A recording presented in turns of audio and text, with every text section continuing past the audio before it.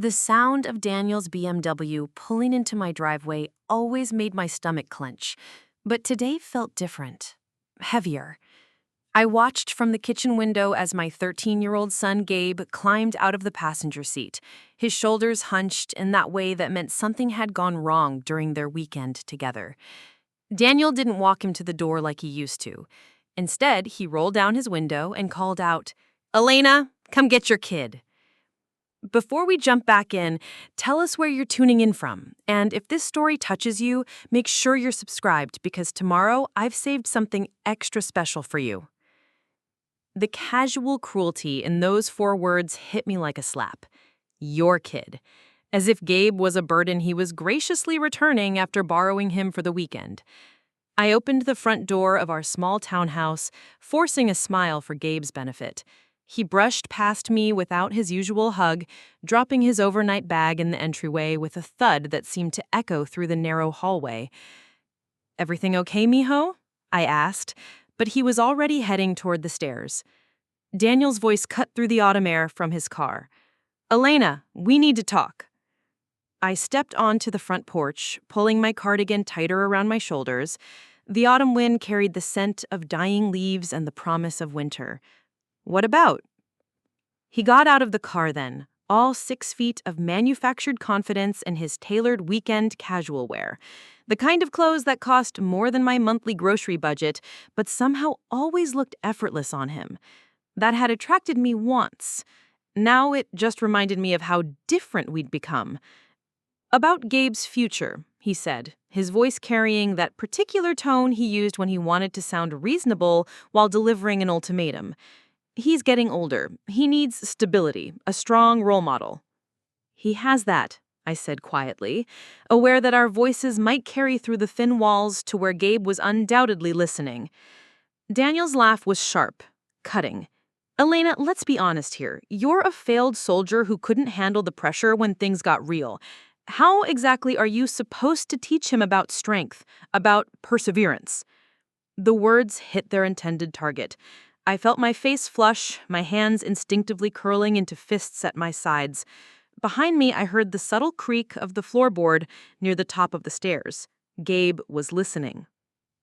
"I served my country," I managed, my voice steadier than I felt. "You quit," Daniel said, louder now, making sure his audience could hear. "When the going got tough, you gave up, just like you gave up on us." I wanted to scream. Wanted to tell him about the training accident that had left me with 3 compressed vertebrae and chronic pain that still woke me up some nights. Wanted to explain how leaving active duty hadn't been giving up, but surviving, how I'd rebuilt myself piece by piece afterward. Instead, I looked past him to where I could see Gabe's reflection in the upstairs hallway window. My son's face was pale, his dark eyes wide with confusion, and something that looked dangerously close to shame. "We're done here, Daniel," I said, stepping back toward my door. "Are we?" He was smiling now, that predatory smile I had learned to recognize too late in our marriage. "Because I've been thinking, maybe it's time Gabe had a choice about where he wants to live." The threat hung in the air between us, like smoke. I felt my heart rate spike, that old military training kicking in even as my civilian self wanted to crumble. "Drive safe," I said, and closed the door before he could see how badly my hands were shaking. I stood in my small entryway for a long moment, listening to the sound of his car pulling away. The house felt too quiet afterward. Even Aaron, our golden retriever, seemed to sense the tension, padding over to lean his warm weight against my legs. "Mom?" Gabe's voice came from the top of the stairs, small and uncertain. I looked up to find him sitting on the top step, his knees pulled up to his chest. He looked so young in that moment, despite being almost as tall as me now. Still my little boy trying to make sense of adults' cruelties. "Yeah, baby? Did you really quit the army?" The question was barely a whisper, but it might as well have been a shout. I climbed the stairs slowly, my back protesting with each step, another reminder of that day in Fort Bragg when everything changed, when I thought I was strong enough to handle anything life threw at me. "It's complicated," I said, settling beside him on the narrow step. Aaron followed us up, squeezing his bulk into the small space and resting his head on Gabe's lap. Dad says you gave up when things got hard. Gabe wouldn't look at me as he said it, his fingers working through Aaron's golden fur. He says that's why you guys got divorced, because you don't know how to fight for things that matter. Each word was a knife twist. Daniel knew exactly what he was doing, using our son to deliver the killing blow, making Gabe question not just me, but himself. Because if his mother was weak, what did that make him? Your father is angry, I said carefully. Sometimes when people are angry, they say things that aren't true. But you did leave the army, Gabe pressed, and you did get divorced. I closed my eyes, feeling the weight of all the things I couldn't tell him. About the classified work that had given my life new purpose. About the security clearance that took 2 years to obtain and required absolute silence about my real job. About the fact that I hadn't given up at all, but had found a different way to serve. I made choices, I said finally. Some were forced on me, some I chose myself, but none of them were about giving up. Gabe was quiet for a long time. When he finally spoke, his voice was so soft I almost missed it. I wish I knew which one of you was telling the truth. My heart broke a little more. This was what Daniel wanted. Not just to hurt me, but to plant seeds of doubt in our son's mind.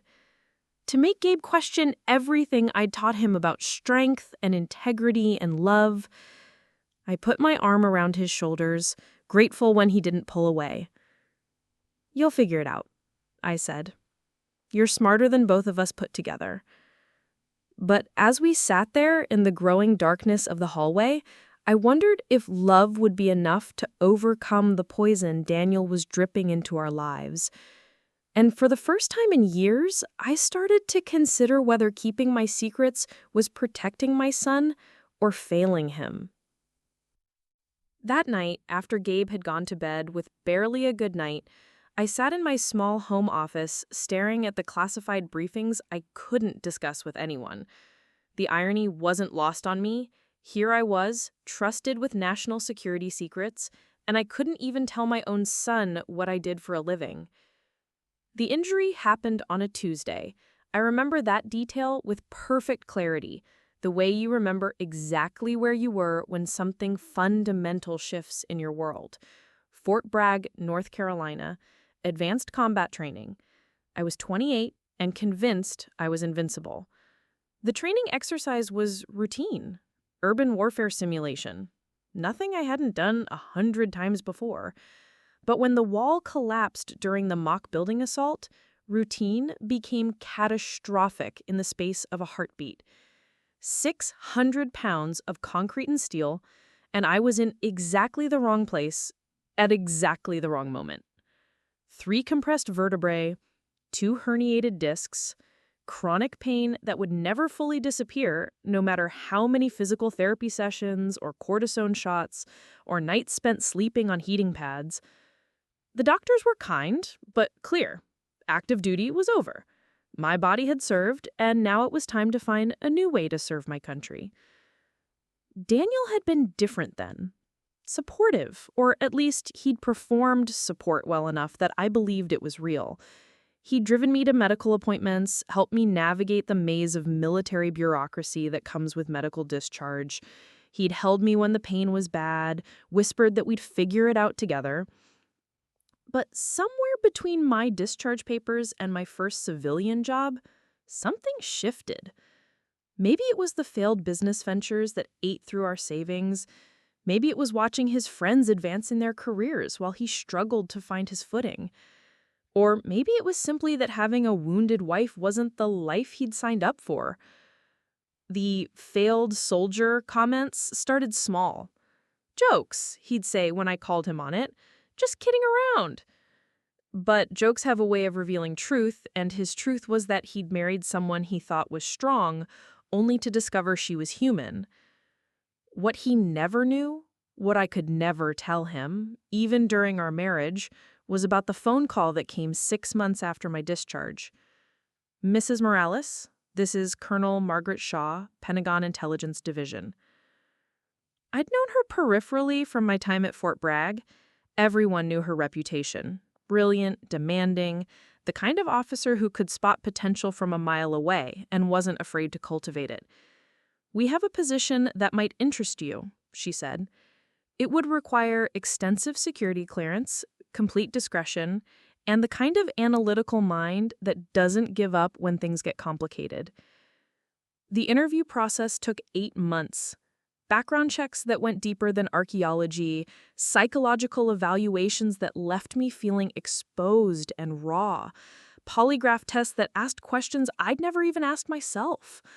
But when I finally got the call that I'd been approved for top secret clearance with sensitive compartmented information access, I cried. Not from relief, though there was that, but from the validation that someone, somewhere, still believed in my ability to serve. For the past 7 years, I'd been working as an intelligence analyst, specializing in Middle Eastern security threats. My days were spent parsing intercepted communications, identifying patterns that might indicate terrorist activities, briefing officials whose names I couldn't mention to family members who wouldn't understand anyway. It wasn't the adrenaline rush of active duty, but it was service. Quiet, invisible service that kept people safe in ways they'd never know. The kind of strength that didn't come with medals or parades, but mattered just as much. Daniel never understood why I was so vague about my work. I'd told him I did consulting for the government. Not technically alive, but not the whole truth either. When he'd pushed for details, I deflected, saying it was boring administrative work. Better that he think me dull than compromise national security. The secrecy had been one of our many friction points. He'd accused me of being secretive, of shutting me out. And, in a way, he was right. I was keeping a massive part of my life from him. But the alternative was losing my clearance, my job, my purpose. Now, sitting in my office with the ghost of his insults still ringing in my ears, I wondered if the cost had been too high. Not just my marriage, that had been dying from multiple wounds, but my son's respect. Gabe was growing up thinking his mother was ordinary at best, weak at worst. I pulled up the secure messaging system I used for work communications and stared at the blinking cursor. Colonel Shaw had always told us that our work mattered, even if no one would ever know our names or thank us for our service. But what good was serving your country if your own child thought you were a failure? My secure phone buzzed with an encrypted message. Another briefing, another threat assessment, another day of protecting people who would never know I existed. I closed the laptop without responding and climbed the stairs to check on Gabe. He was asleep, but restlessly. His dark hair was tousled across the pillow, and even in sleep, his forehead was creased with worry. Aaron was stretched out beside the bed, ever faithful. I sat on the edge of the mattress and smoothed Gabe's hair back from his face. He stirred slightly, but didn't wake. "I'm not weak, mijo. Someday you'll understand." But as I headed to my own room, Daniel's words echoed in my mind. Failed soldier. Maybe he was right. Maybe leaving active duty, no matter how necessary, had been a kind of failure. Maybe keeping my real work secret, even from my own family, was just another form of giving up. The pain in my back flared as I settled into bed, a nightly reminder of that Tuesday in North Carolina when my world shifted on its axis. I took 2 ibuprofen and stared at the ceiling, wondering how long I could keep living a double life. Somewhere in the house, a floorboard creaked. Aaron's collar jingled as he repositioned himself, the ordinary sounds of a house settling for the night. But tomorrow will bring new challenges. Daniel's threat about custody wasn't idle. I knew him well enough to recognize when he was serious. And if he followed through, if he tried to take Gabe away from me, I'd have to decide whether keeping my secrets was more important than keeping my son. The choice, I realized, might not be mine to make much longer. The envelope arrived on a Thursday morning, delivered by a courier who made me sign for it with the kind of clinical efficiency that suggested bad news. Gabe was already at school, thank God, so he didn't see my hand shake as I read the heading, Reed versus Morales, Petition for Custody Modification. Daniel was filing for joint physical custody. I sank into one of the kitchen chairs, Aaron padding over to rest his head on my lap. The golden retriever had an uncanny ability to sense when I needed comfort, and right now, I needed all the comfort I could get. The legal language was dense, full of whereas and heretofore, but the intent was crystal clear. Daniel was arguing that I was an unfit custodial parent due to financial instability, employment uncertainty, and inability to provide appropriate male role modeling during the minor child's formative teenage years. The words swam on the page. Employment uncertainty? If only they knew that my job was more stable than most. Government positions with top secret clearance weren't exactly easy to eliminate. But I couldn't prove that without revealing details that would violate my oath. Financial instability. That one stung because it held a grain of truth. Freelance graphic design work had been my cover story for so long that I'd actually taken on a few small projects to maintain the lie. The pay was inconsistent, and from the outside, it probably did look like I was struggling. My real salary was comfortable. Not extravagant, but enough to provide for Gabe without worry. Unfortunately, that salary came from an employer I couldn't name in court documents. The petition went on, each paragraph a knife twist crafted by Daniel's expensive lawyer. References to my early departure from military service under medical circumstances, and my subsequent difficulty maintaining stable employment. Character witnesses who would testify to Daniel's community involvement and financial success.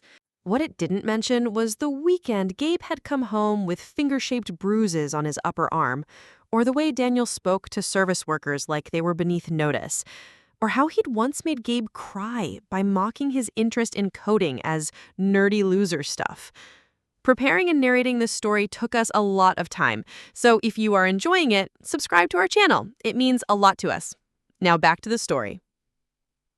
I called in sick to work, a rare occurrence that would probably raise eyebrows in my secure facility, and spent the morning researching family law attorneys. Most were out of my apparent price range. The ones who were affordable had reviews that made my stomach churn. By noon, I'd narrowed it down to 3 possibilities and was scheduled to meet with the most promising one the next day. Sarah Chen had handled several military divorce cases and seemed to understand the unique challenges faced by veterans. But first, I needed advice from someone who knew me before Daniel's version of my story became the only narrative in town. The Pentagon parking garage was as gray and institutional as ever, but walking through those familiar corridors felt like coming home. My badge still worked, the security guards still nodded their recognition, and for the first time in days, I felt like myself again. Colonel Shaw's office was on the 3rd floor, down a hallway lined with portraits of distinguished officers whose names were classified, but whose service had shaped history. I knocked on her doorframe, suddenly nervous. "Elena." Shaw looked up from her computer, her silver hair cut in its signature, precise bob. At 55, she commanded respect without raising her voice, the kind of leader I'd always aspired to become. "This is unexpected. Everything is all right?" I closed the door behind me and took the offered seat across from her desk. The office was spartanly decorated. An American flag, her commission certificate, a single photo of her with soldiers I didn't recognize in what looked like Afghanistan. I need advice. Personal advice, not professional. Shaw leaned back in her chair, giving me her full attention. "I'm listening." The whole story came out then. Daniel's escalating verbal attacks, his manipulation of Gabe, the custody petition, and my impossible position of being unable to defend myself without compromising national security. Shaw listened without interruption, her face growing grimmer with each detail. When I finished, she was quiet for a long moment. "How much does your son know about your real work?" she asked finally. "Nothing. He thinks I do freelance graphic design from home." "And your ex-husband?" "The same. I told him it was boring government consulting work. He lost interest and never pushed for details." Shaw steepled her fingers, a gesture I remembered from briefings when she was processing complex information. "Elena, you have been one of our most valuable analysts for 7 years. Your work on the Syrian intelligence networks alone has prevented, well, things I can't discuss here. But your country owes you a debt that can never be fully repaid." "That doesn't help me keep my son," I said. "Doesn't it?" Shaw's eyes sharpened. "Elena, you hold a top secret clearance with SCI access. Do you understand what that means beyond the day-to-day work? Of course. I've been vetted more thoroughly than most government officials. Exactly. You've undergone years of background investigations, psychological evaluations, polygraph examinations. You've been deemed trustworthy with information that could impact national security, and you've maintained that trust flawlessly. I felt something shift in my chest. Hope, maybe. You think that matters in family court? I think it destroys every argument your ex-husband is making about your character and stability. Shaw leaned forward. With your permission, I'd be happy to provide testimony about your service record, both active duty and civilian. Obviously, I can't discuss classified details, but I can speak to your reliability, your integrity, and your continued service to your country. For the first time since receiving the custody papers, I felt like I could breathe fully. There's something else, Shaw continued. Your clearance requires periodic reinvestigation. Your most recent one was just completed last year, correct? I nodded. The process had been exhaustive, as always. Interviews with neighbors, former colleagues, financial audits, even conversations with Gabe's teachers and doctors. Those investigations don't just look at your professional life, Shaw said. They examine your parenting, your community involvement, your personal relationships. The investigators spoke with your son's school, his pediatrician, your neighbors. Do you think they would have renewed your clearance if there were any questions about your fitness as a parent? My throat tightened. I hadn't thought about it that way, but she was right. The background investigators had been thorough to the point of embarrassment. If there had been any red flags about my parenting, my clearance would have been revoked immediately. I can also put you in touch with a lawyer who specializes in cases involving cleared personnel, Shaw added. Someone who understands the unique challenges you're facing. I felt tears threatening and blinked them back. In the military, you learned that showing vulnerability was a luxury you couldn't afford. Old habits. Thank you, I managed. I didn't know who else to turn to. Shaw's expression softened slightly. Elena, you've spent 7 years protecting this country in ways most people will never understand or appreciate. Let us return the favor. As I walked back through the Pentagon corridors toward the parking garage, I felt something I hadn't experienced in months. Determination. Daniel had been counting on my silence, on my inability to defend myself. He'd assumed that keeping my real work secret made me weak. He was about to learn otherwise. That evening, I sat Gabe down at our small kitchen table. He'd been quiet since coming home from school, pushing his dinner around his plate without much appetite. Mijo, I need to talk to you about something important, I began. He looked up, and I could see Daniel's words still weighing on him. The doubt in his dark eyes made my chest ache. Your father has filed some papers with the court, I said carefully. He wants to change our custody arrangement. Gabe's fork clattered against his plate. He wants me to live with him? He wants to split the time equally, half with him, half with me. Do I get a say? The question surprised me. At 13, Gabe was old enough to have opinions heard in court, though the final decision would still rest with a judge. You might, I said, depending on what the judge decides. Gabe was quiet for a long moment, staring down at his untouched food. When he finally looked up, his expression was older than his years. Mom, are you really a failure like Dad says? The question hit like a physical blow, but I forced myself to meet his eyes. What do you think? I don't know anymore. His voice was barely a whisper. You don't talk about your work. You don't talk about the army. Sometimes it feels like you're hiding from everything. I reached across the table and took his hand. His fingers were long and slender, already showing signs of the man he'd become. When did my little boy start growing up so fast? I'm not hiding from everything, but there are some things I can't talk about. Not yet. When? I squeezed his hand. Soon, I promise, very soon. That night, after Gabe had gone to bed, I sat in my office and began drafting a letter to my security officer. If I was going to fight Daniel in court, I needed to understand exactly what I could and couldn't reveal about my work. The truth was my strongest weapon, but the truth, I was learning, came at a price, and I could only hope that the price wouldn't be too high to pay. The text messages started 3 days later. I was reviewing classified intelligence reports when Gabe's tablet chimed from the kitchen table where he was doing homework. Nothing unusual.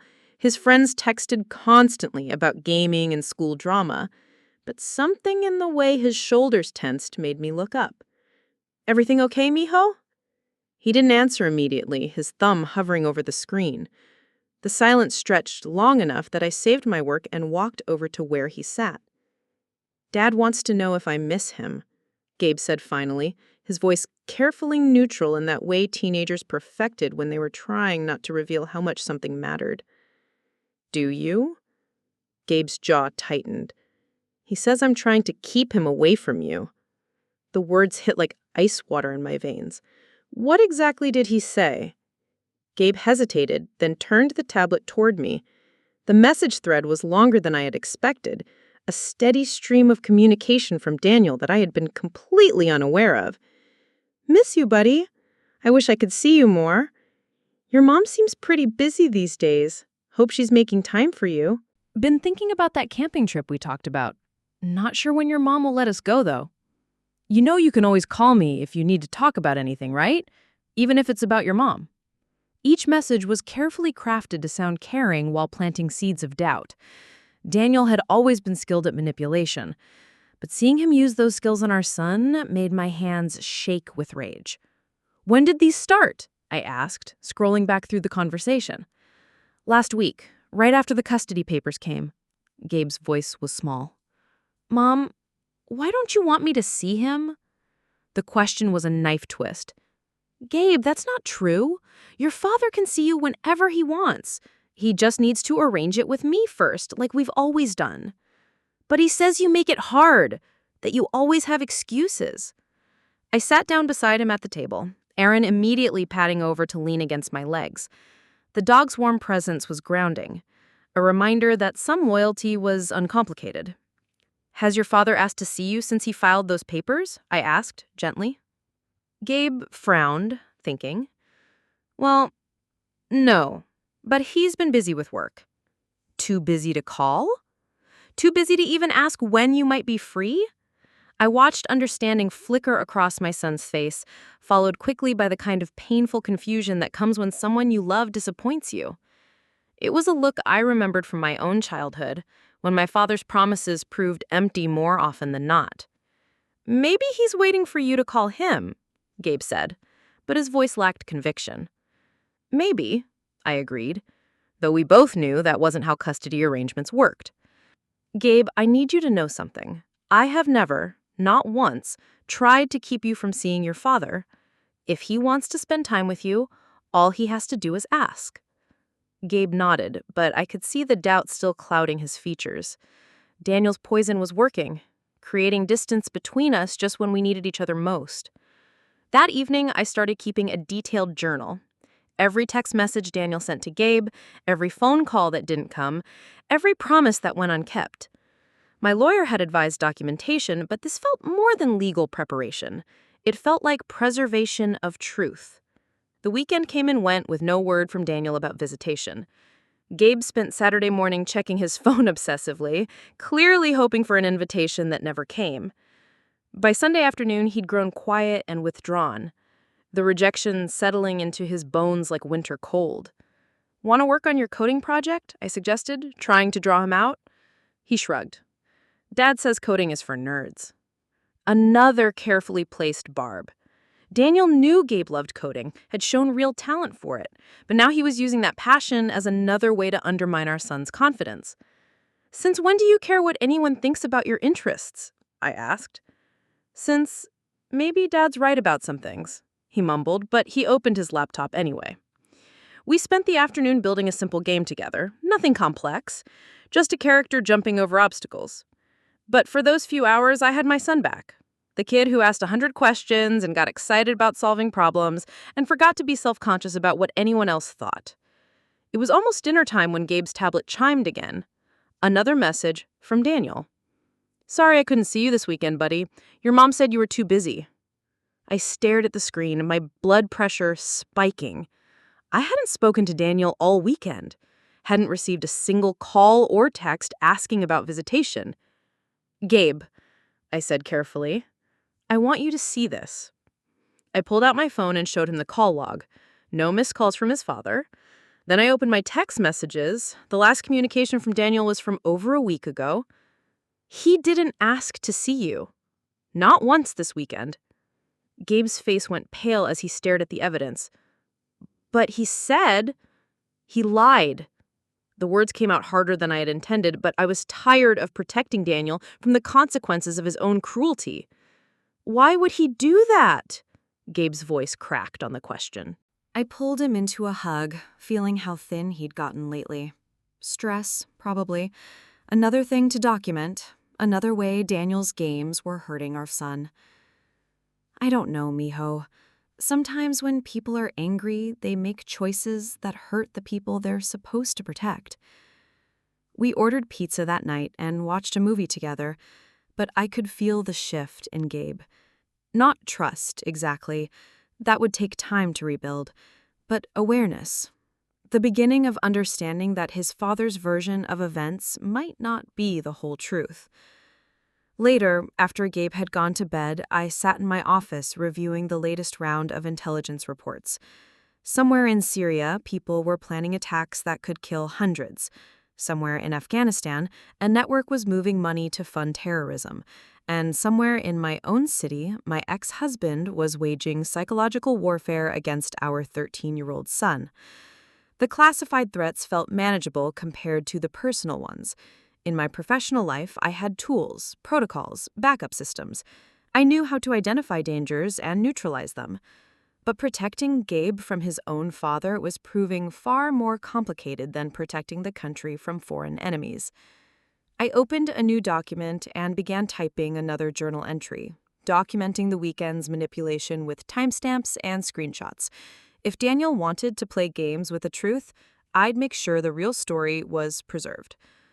My secure phone buzzed with an encrypted message, another briefing scheduled for tomorrow morning. More threats to assess, more intelligence to analyze. The irony wasn't lost on me. I spent my days protecting strangers from danger, but I couldn't protect my own son from the person who was supposed to love him most. Daniel showed up on Tuesday evening without warning, just as I was helping Gabe with algebra homework at the kitchen table. The doorbell's sharp chime made Aaron bark, his golden tail wagging with the enthusiasm he reserved for familiar visitors. I opened the door to find Daniel standing on my porch in his expensive suit, looking every inch the successful businessman he projected to the world. His BMW was parked in my driveway like a statement, sleek, costly, and taking up just a little more space than necessary. "We need to discuss Aaron," he said without preamble. "Hello to you two," I replied, not moving to let him in. "What about Aaron?" "He's my dog. I want him back." The words hit me like a slap. Behind me, I heard Gabe's chair scrape against the floor as he stood up. "Aaron is our family dog," I said carefully. "He's been with Gabe and me since I paid for him, since I bought his food and paid his vet bills and registered him in my name." Aaron had moved to stand beside me, his warm bulk pressed against my legs. The dog seemed to sense the tension, his tail no longer wagging. "Dad?" Gabe appeared in the doorway behind me, confusion written across his face. "What's wrong with Aaron?" "Nothing's wrong, buddy. I just miss having him around. You know how much Aaron and I bonded." It was masterfully done. Aaron had indeed drawn to Daniel during our marriage, the way dogs often gravitated toward whoever fed them most consistently. But since the divorce, Aaron had transferred his loyalty completely to Gabe and me. Dogs, unlike 13-year-old boys, weren't susceptible to manipulation through guilt and false narratives. "But Aaron lives here now," Gabe said, his voice small. "He sleeps in my room." "Dogs are adaptable," Daniel said, with that reasonable tone he used when he was being anything but reasonable. "And honestly, Gabe, a growing boy needs a pet he can really bond with. Aaron would be happier with more space, a bigger yard." Another carefully crafted lie. Daniel's downtown apartment didn't allow pets over 30 pounds, but Gabe didn't know that. "Elena," Daniel continued, turning back to me, "I'm being reasonable here. I could have included Aaron in the custody petition, made it a legal matter, but I thought we could handle this between adults." The threat was subtle but clear. He wanted me to know that he could make my life more complicated, drag even our dog into court proceedings that were already painful enough. "Aaron stays here," I said firmly. "He's part of Gabe's stability during all this upheaval." "Dad, please don't take Aaron." Gabe's voice cut through our argument, raw with desperation. "He's all I have left." The words hung in the air like an accusation. All I have left. As if I wasn't standing right there. As if I hadn't been the one holding our family together while Daniel played his games. Daniel's expression shifted to something that might have been genuine concern if I hadn't known him better. "Buddy, you have me. You have your mom. This isn't about taking anything away from you. Then why does it feel like everything's disappearing?" Gabe's voice cracked, and I saw tears threatening in his dark eyes. I wanted to pull him into a hug, to promise that nothing else would change, that Aaron would stay exactly where he belonged. But Daniel was watching me carefully, waiting for my reaction, and I knew that anything I said would be twisted and used against me later. "Gabe, honey, Aaron isn't going anywhere," I said finally. Daniel started. "He's not your dog anymore, Daniel." My voice was steady, despite the rage building in my chest. "You left. You walked away from this family, including Aaron. You don't get to come back now and claim pieces of our life because you're feeling nostalgic. I'm claiming what's legally mine. Prove it." The challenge slipped out before I could stop myself, but I didn't regret it. "Show me registration papers with your current address. Show me veterinary records with your name as primary owner. Show me anything that proves Aaron belongs to you now, not 2 years ago." Daniel's jaw tightened. We both knew he couldn't produce those documents because he'd never bothered to maintain ownership after leaving. Aaron had been an afterthought then, just like Gabe and I had been. "This is exactly the kind of unreasonable behavior I'm talking about," Daniel said, but his voice had lost some of its certainty, making everything a fight, even when I'm trying to be fair. Fair would have been asking, not demanding. Fair would have been considering Gabe's feelings before making threats. Aaron seemed to sense the rising tension.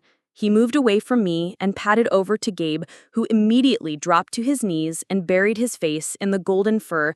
The sight of my son clinging to the one stable thing left in his world made my heart ache. "I won't forget this, Elena," Daniel said, quietly, his voice carrying that particular tone that meant I'd pay for this defiance. "Neither will I," I replied, meeting his gaze steadily. After he left, Gabe and I sat on the living room floor with Aaron between us. The dog seemed content to be petted by both of us, his tail thumping against the hardwood floor. "Is Dad really going to take Aaron?" Gabe asked. "No," I said with more confidence than I felt. "Aaron is your dog. He belongs here with you." "But what if the judge says Dad can have him?" The question I'd been dreading. In custody disputes, pets are often treated as property rather than family members. If Daniel could prove ownership, he might have legal grounds to claim Aaron. "Then we'll fight it," I said. "Aaron is part of our family. That has to mean something." Gabe nodded, but I could see the worry still etched in his features, another thing to add to the growing list of uncertainties in his young life. That night, I called Sarah Chen, the family lawyer I'd hired to represent me in the custody case. I'd met with her twice now, and I liked her direct approach and obvious competence. "She's using the dog as leverage," she said, after I explained Daniel's visit. "Classic control behavior. Take something the child loves, make it conditional on cooperation." Can he actually get Aaron? It depends on proof of ownership, but Elena, this might work in our favor. It shows a pattern of manipulation, using emotional weapons against your son. Document everything. When he came over, exactly what he said, and how Gabe reacted. I was already writing in my journal before she finished speaking. Every detail of Daniel's threat, every word he used, every moment of Gabe's distress. "There's something else," Sarah continued. "I've been thinking about your employment situation. Your inability to discuss your work in detail is handicapping our case. Is there any way to get official documentation of your position without compromising security?" I thought of Colonel Shaw's offer to provide testimony, the security clearance that proved my reliability and trustworthiness. I might have some options. Good, because right now, your ex-husband is painting a picture of an unstable woman with employment issues and a tendency toward conflict. We need to show the judge who you really are. After I hung up, I sat in my office staring at the classified reports that would detail my morning briefing tomorrow. Somewhere in those pages were threats against American citizens, plans that could kill innocent people if not properly analyzed and countered. But tonight, the biggest threat felt personal. A man who would traumatize his own son to win a legal battle, who would weaponize a family pet to maintain control. I opened my journal and began writing again, documenting not just the facts, but the emotions, Gabe's tears, Aaron's confused loyalty, my own growing determination to protect what mattered most. Daniel thought he could use our son's love against him. He was about to learn that some battles aren't won by the person with the most expensive lawyer or the loudest voice. They're won by the person who refuses to give up, no matter how many casualties the other side is willing to accept. The Pentagon corridors felt different when you were walking them with your personal life falling apart. Each security checkpoint reminded me that I was trusted with national secrets, while my own family was imploding under the weight of lies and manipulation. Colonel Shaw's office door was open when I arrived for our scheduled meeting, but I could hear her on a classified phone call. I waited in the hallway, watching uniformed personnel move with purpose through the controlled chaos of national security operations. Everything here had protocols, chains of command, clear objectives. My personal life felt chaotic by comparison. "Elena, come in." Shaw's voice brought me back to the present. She gestured to the chair across from her desk, the same one where I'd sat a week ago, feeling desperate and alone. Now I feel determined.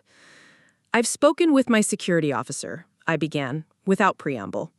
"There are ways to provide limited documentation of my employment and clearance status for court proceedings." Shaw nodded approvingly. "I've also been in contact with the legal team that handles cases involving cleared personnel. They're prepared to provide an expert witness who can explain the significance of your security clearance without compromising operational details." She slid a folder across her desk. Inside were character reference letters from 3 different commanding officers I'd served under, each one praising my integrity, reliability, and dedication to service. "These will help," Shaw continued. "But I want to discuss something else. Your ex-husband's pattern of behavior, the manipulation, the emotional abuse of your son, it's not just morally reprehensible, it's a security concern." I frowned. "How so?" "Elena, you hold one of the highest security clearances in government. The people who grant and maintain those clearances take threats very seriously. If your ex-husband is attempting to destabilize your family situation, to compromise your emotional stability or financial security, that could be seen as an attempt to create vulnerabilities that foreign agents might exploit." The implications hit me like a thunderbolt. "You're saying Daniel's behavior could be viewed as a security threat?" "I'm saying that individuals with high-level clearances are protected by certain protocols. If someone is attempting to compromise a cleared person through personal attacks, manipulation of family members, or financial pressure, that person can be investigated." Shaw's expression was granite hard. "Your ex-husband may think he's playing games with a vulnerable single mother. He's actually attempting to compromise a key intelligence asset. That's a federal concern." I felt something shift inside my chest, like a door opening after being locked for years. For so long, I'd felt powerless against Daniel's manipulations, constrained by secrecy and the need to protect my clearance. But Shaw was right. My clearance wasn't just my job. It was my shield. "What would that mean practically?" I asked. It means your lawyer can argue that you're not just any civilian going through a custody dispute. You're a person who has been thoroughly vetted by the federal government and found trustworthy with national security information. It means the court should consider that attacking your stability or fitness as a parent is, in effect, attacking someone the government has deemed exceptionally reliable. Shaw leaned back in her chair. It also means that if your ex-husband continues his harassment campaign, he may find himself dealing with more than family court. I left the Pentagon feeling lighter than I had in months. For the first time, my secret career felt like an advantage rather than a burden. But the real test would come at home, where Gabe was still struggling with divided loyalties and Daniel's poison. That evening, I found my son in his room, supposedly doing homework, but actually staring at his phone. Aaron was stretched across the bed beside him, ever faithful. Dad texted again. He wants to know if I've thought about what he said, about living with him part-time. I sat on the edge of the bed, carefully choosing my words. What are you thinking? I don't know. Gabe's voice was small, uncertain. Sometimes I think it might be easier. Dad has more money, a bigger place. He says I could have my own room there and get a better computer for coding. The familiar sting of inadequacy. Our townhouse was small, my declared income modest. From the outside, Daniel's offer probably looked generous.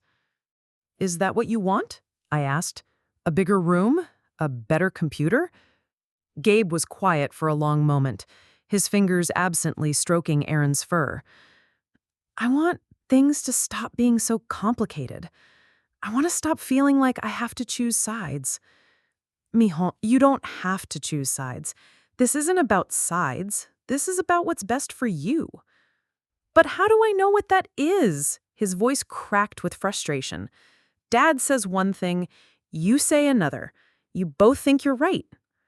I took a deep breath, knowing that what I said next could change everything between us. Gabe, there are things about my work, about my life, that I haven't been able to tell you. Not because I don't trust you, but because I made promises about keeping certain information secret. He looked at me then, dark eyes wide with curiosity. I can't tell you everything yet, I continued, but I can tell you this. I haven't been hiding because I'm ashamed or because I failed at anything. I've been quiet because the work I do matters, and sometimes keeping secrets is part of protecting people. What kind of work? The kind that helps keep our country safe.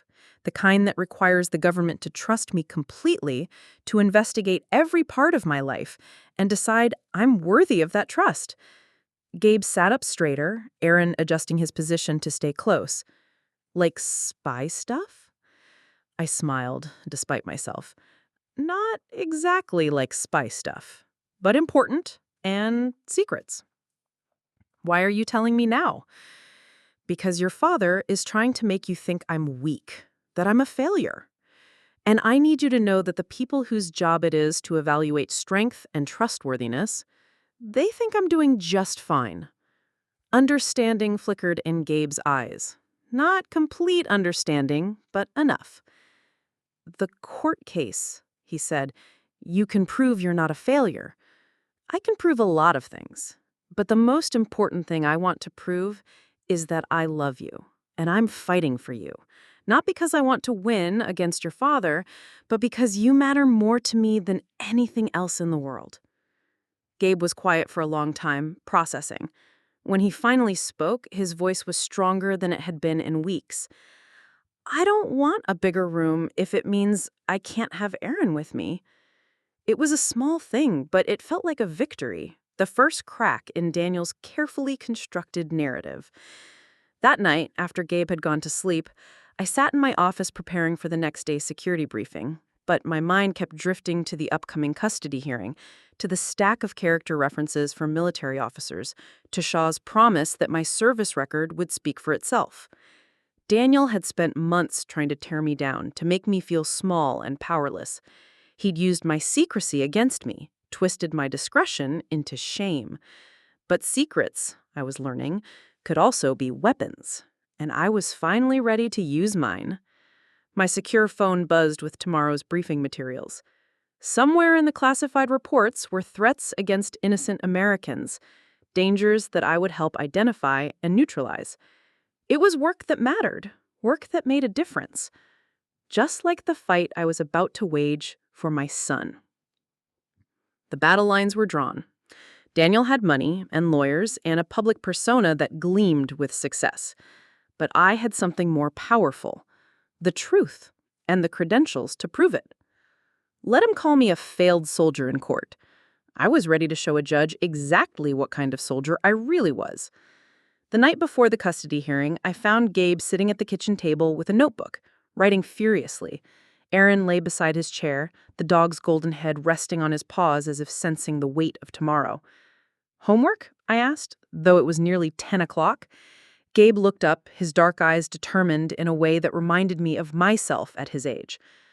"I want to talk to the judge." My stomach dropped. "Mijo, you don't have to." "Yes, I do." His voice was steadier than I had heard in months.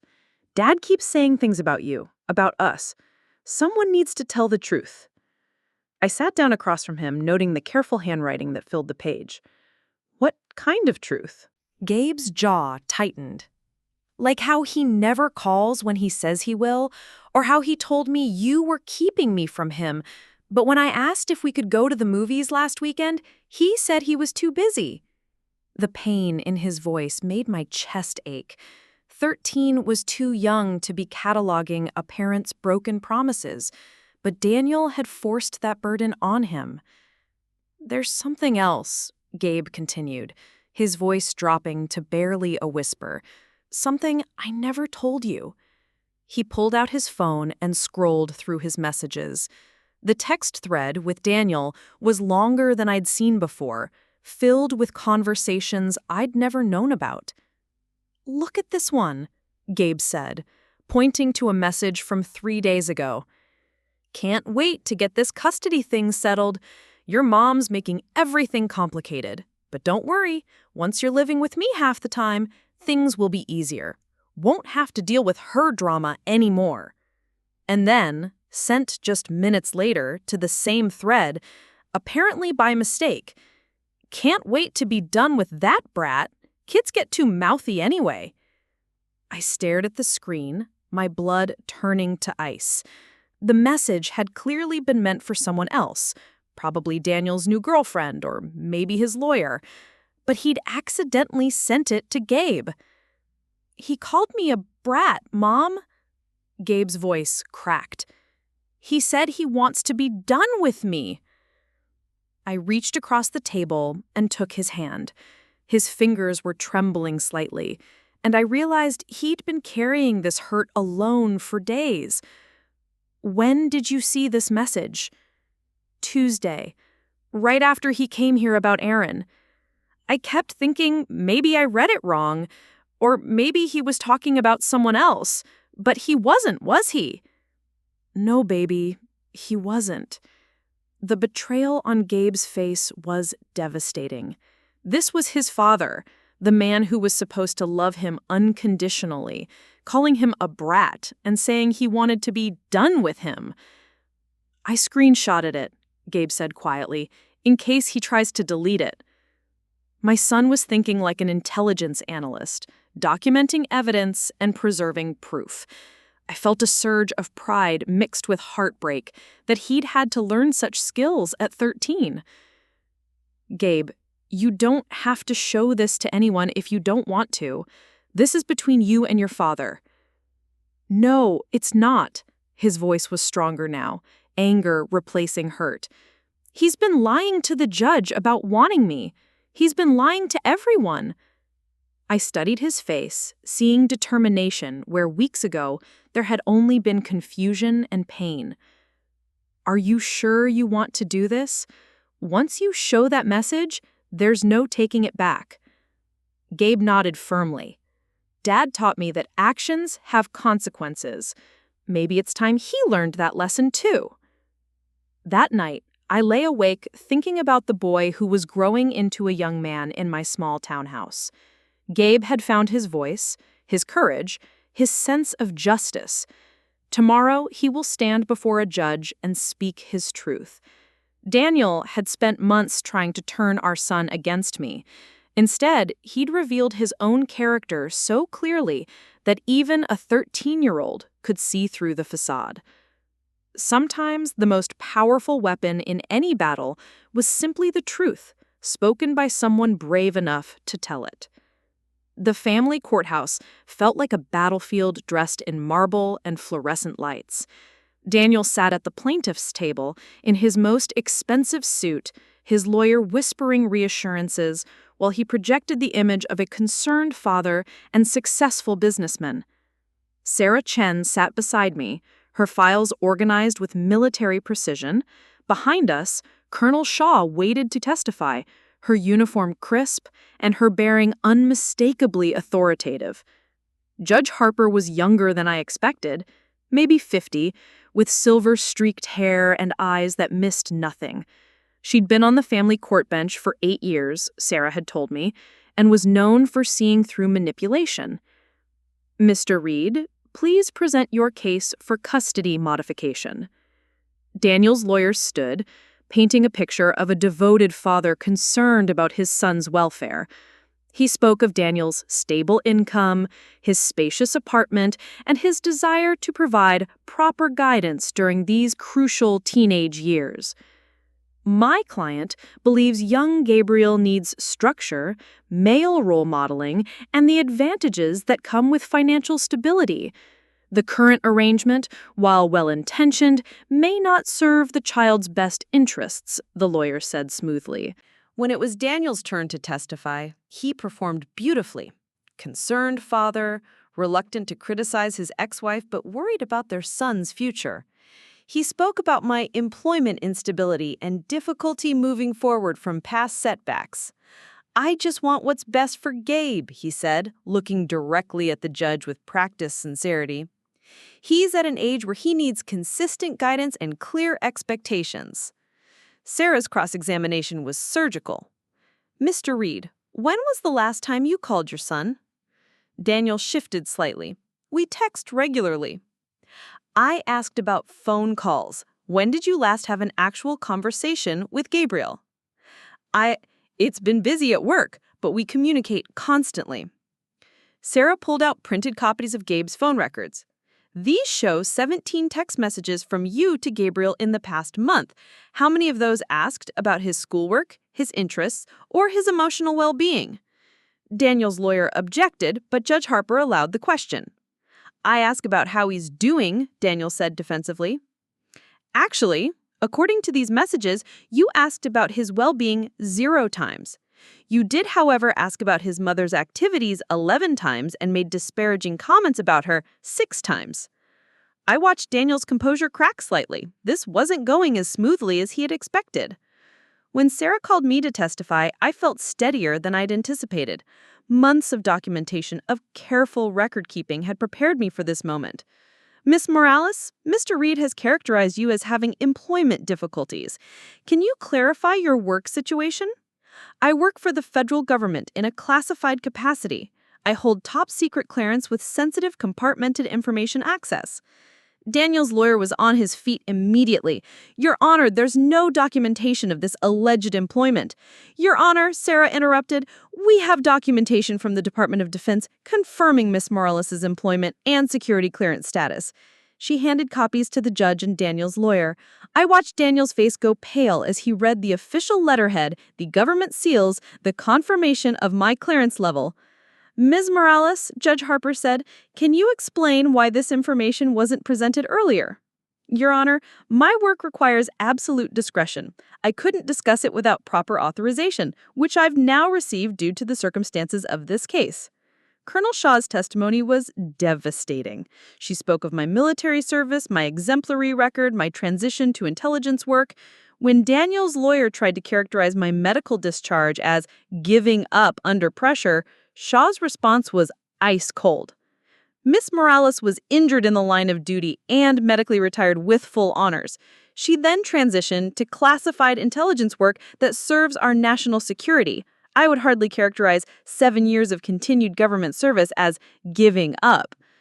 By the time the morning session ended, Daniel looked like a man who'd walked into what he thought was a minor skirmish, only to find himself facing a fully armed battalion. But the real turning point was still to come. Judge Harper had agreed to hear from Gabe in her chambers, away from the formal courtroom setting. As we waited in the hallway, I saw Daniel approach our son. "Remember what we talked about, buddy, about giving me a chance," Daniel said quietly. Gabe looked at his father with an expression I'd never seen before. Disappointment mixed with something that looked like almost pity. "I remember everything we talked about, Dad. Everything." The emphasis on that last word made Daniel frown. But before he could respond, the bailiff called us back.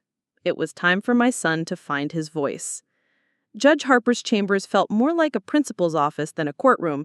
Bookshelves lined with legal volumes, family photos on the desk, a comfortable chair where Gabe sat looking smaller than his 13 years, but braver than most adults I knew. "Gabriel," Judge Harper said gently, "I want you to know that nothing you say here will get you in trouble with either parent. I just want to understand your perspective on this situation." Gabe nodded, clutching his phone like a lifeline. "Your Honor, my dad has been saying things about my mom that aren't true." Daniel's lawyer started to object, but Judge Harper held up a hand. "What kind of things, Gabriel?" "He tells me she doesn't want me to see him, but she never said that. He says she's weak and that she failed at being a soldier, but I looked up her clearance level online. You can't get that kind of job if you're a failure." Gabe's voice grew stronger as he spoke. "And he sent me this message by accident." He handed his phone to Judge Harper, the screenshot clearly visible on the screen. I watched the judge's expression change as she read Daniel's words. "Can't wait to be done with that brat." "When did you receive this message, Gabriel?" "Last Tuesday, right after he came to our house demanding our dog back." Gabe's voice shook slightly. "He didn't mean to send it to me. I think it was supposed to go to someone else." Judge Harper looked at Daniel, whose face had gone ashen. "Mr. Reed, do you recognize this message?" "That was taken out of context. I was frustrated. You called your son a brat and said you wanted to be done with him," Judge Harper said flatly. "What context makes that acceptable? It wasn't meant for him to see, but you wrote it.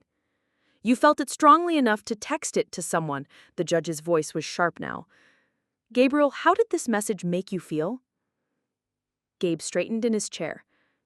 "It made me realize that Dad doesn't really want me. He wants to win against Mom.